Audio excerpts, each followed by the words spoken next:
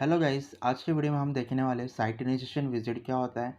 So guys, video start होने से पहले अगर आपने चैनल को सब्सक्राइब नहीं किया है तो प्लीज़ सब्सक्राइब कर दीजिए।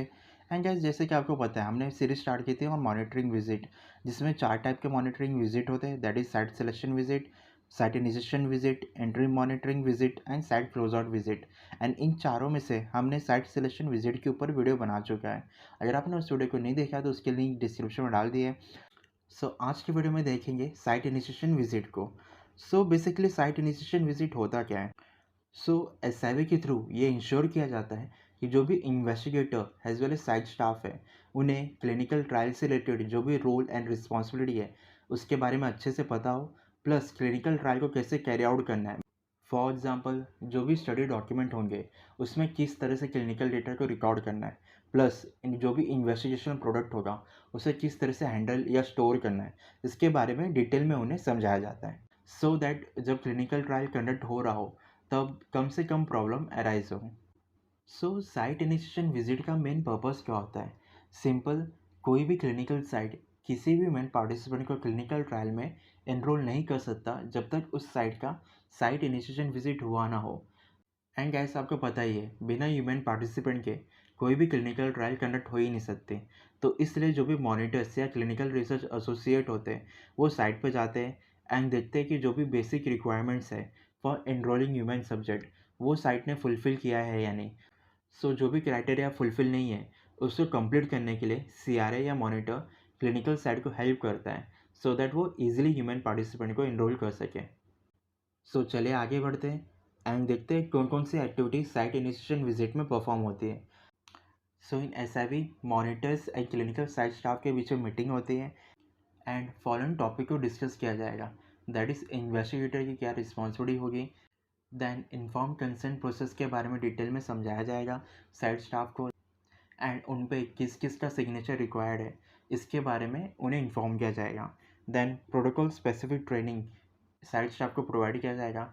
दैट इज़ क्या क्या प्रोसीजर उन्हें कैरी आउट करना है इन क्लिनिकल ट्रायल, क्या टेस्ट परफॉर्म करने होंगे ऑन ह्यूमन सब्जेक्ट, एंड किस क्राइटेरिया पे ह्यूमन सब्जेक्ट को इनरोल करना है। That is inclusion exclusion criteria जो होते हैं उन्हें किस तरह से फॉलो करना है एंड किस तरह से इंश्योर करना है कि एक राइट ह्यूमन कैंडिडेट ही इनरोल हो इन क्लिनिकल ट्रायल। एंड जो भी सोर्स डॉक्यूमेंट होंगे उन्हें किस तरह से स्टोर करना है या मेंटेन करना है इसके बारे में समझाया जाएगा साइट स्टाफ को। सोर्स डॉक्यूमेंट होता क्या है। सिंपल, वो डॉक्यूमेंट जिनके थ्रू जो भी ह्यूमन पार्टिसिपेंट को इनरोल किया है उनकी मेडिकल हिस्ट्री वेरीफाई हो सके, उन डॉक्यूमेंट को हम बोलते हैं सोर्स डॉक्यूमेंट। फॉर एग्जांपल, अगर कोई लैब रिपोर्ट है, कोई लैब नॉर्मल रेंजेस है, एक्सरे, ये सारे जो भी डॉक्यूमेंट है इन्हें हम बोलते हैं सोर्स डॉक्यूमेंट। ये काफ़ी सेंसिटिव डॉक्यूमेंट होते हैं एंड उन्हें काफ़ी कॉन्फिडेंशियल रखना होता है। देन जो भी स्टडी प्रोडक्ट होते हैं उन्हें किस तरह से हैंडल किया जाए दैट जो भी आईपी की एफिकेसी है उसके ऊपर कोई भी इफ़ेक्ट ना हो, इसके बारे में प्रॉपर इंस्ट्रक्शन दिया जाता है साइट स्टाफ को। जो भी आईपी है वो ह्यूमन पार्टिसिपेंट को कंज्यूम करने के लिए दिया जाता है एंड अब कितनी क्वांटिटी में ह्यूमन पार्टिसिपेंट को कंज्यूम करने के लिए दिया गया है एंड ह्यूमन पार्टिसिपेंट ने कितना कंज्यूम किया है, इसके बारे में जो भी इंफॉर्मेशन है वो अकाउंटेबिलिटी लॉग में रिकॉर्ड करना होता है।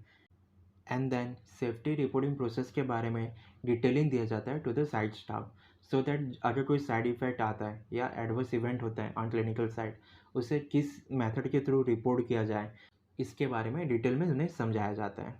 इन सभी ट्रेनिंग के अलावा सीआरए को कुछ पर्टिकुलर एसेंशियल डॉक्यूमेंट कलेक्ट करने होते हैं from clinical site staff, that site initiation visit conduct हो सके।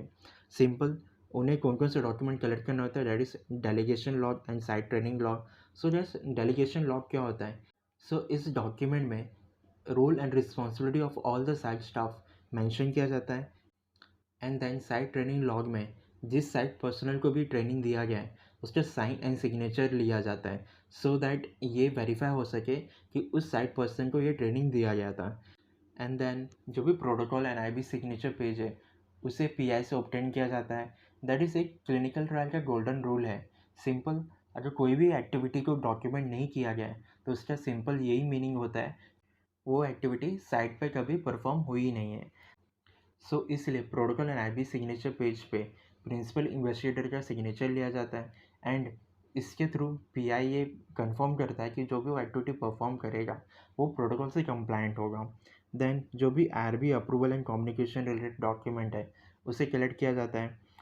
एंड देन कुछ पर्टिकुलर एसेंशियल डॉक्यूमेंट या जिसे स्टडी स्टार्टअप बाइंडर भी बोला जाता है, उन सारे डॉक्यूमेंट को कलेक्ट किया जाता है। फॉर एग्जांपल 1572 एफडीए फॉर्म जिसे पीआई अंडरटेकिंग फॉर्म भी बोला जाता है।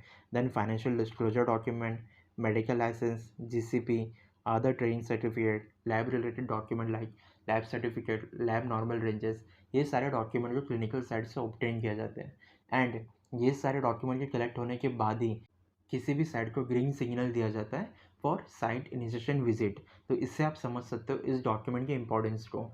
अगर इस डॉक्यूमेंट की कंप्लीशन में क्लिनिकल साइट डिले करता है तो इससे जो साइट इनिशिएशन विजिट है वो डिले हो जाएगी।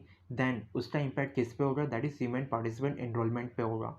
अगर वो इफेक्ट होता है तो डेफिनेटली जो क्लिनिकल स्टडी की ड्यूरेशन है उस पर इम्पैक्ट होगा, एंड जिसकी वजह से सारे जो क्लिनिकल स्टडी प्रोसेस है वो हैम्पर हो सकती है।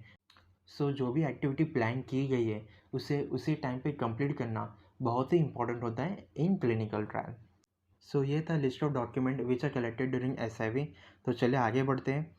एंड गाइस जो भी क्लिनिकल ट्रायल होते हैं उसमें कुछ पर्टिकुलर सिस्टम या टेक्नोलॉजी भी यूज़ होती है। एंड जो भी मॉनिटर्स होते हैं ये चेक करते हैं उस सिस्टम या टेक्नोलॉजी का क्लिनिकल साइट के पास एक्सेस है या नहीं। For example IRWRS and ADS system. So gas IRWRS system क्या होता है, ये सिस्टम क्लिनिकल साइट यूज़ करती है फॉर रैंडमाइजिंग ऑन एनरोलिंग पेशेंट, और जो भी ड्रग सप्लाईज होते हैं उसे मैनेज करने के लिए IRWRS सिस्टम को यूज़ किया जाता है। एंड इसका फुल फॉर्म क्या है, that is interactive web response system. And then ADC system को भी यूज़ किया जाता है, that is electronic data capture system. So EDC system में जो भी क्लिनिकल डेटा सामने आती है उसे रिकॉर्ड किया जाता है। देन इन सिस्टम के अलावा lab portal system, study specific access, ये है या नहीं क्लिनिकल साइट को, ये भी मॉनिटर चेक करता है। So coming to the conclusion, during SIV कुछ पर्टिकुलर इसेंशियल डॉक्यूमेंट का कलेक्शन करना होता है, प्लस ट्रेनिंग प्रोवाइड करता है मॉनिटर्स, प्लस जो भी सिस्टम एक्सेस है वो चेक करता है मॉनिटर। एंड जो भी ये रिक्वायरमेंट्स है अगर कोई भी क्लिनिकल साइट फुलफ़िल करता है तो उसे साइट इनिशिएशन विजिट के लिए ग्रीन सिग्नल दे दिया जाता है। सो गैस यहीं पे वीडियो ख़त्म होता है। एंड मैं होप करता हूँ आपको ये वीडियो पसंद आया हो। अगर पसंद आया तो please like share and subscribe ज़रूर कर दीजिएगा। एंड ऑल्सो मैं इन्फॉर्म करना चाहूँगा हमने टेलीग्राम चैनल बनाया है जिसमें लाइफ साइंस जॉब नोटिफिकेशन या जो भी क्लिनिकल रिसर्च कोर्स है उसके रिलेटेड मैं अपडेट शेयर करते रहता हूँ। अगर आप इंटरेस्टेड हो तो उस टेलीग्राम चैनल में ज्वाइन हो सकते हो, एंड इनकी लिंक हमने डिस्क्रिप्शन में डाल दी है। सो गैस ये था आज का हमारा वीडियो। टिल देन आप अपने आप का और अपने फैमिली का ख्याल रखिए, and till then bye bye.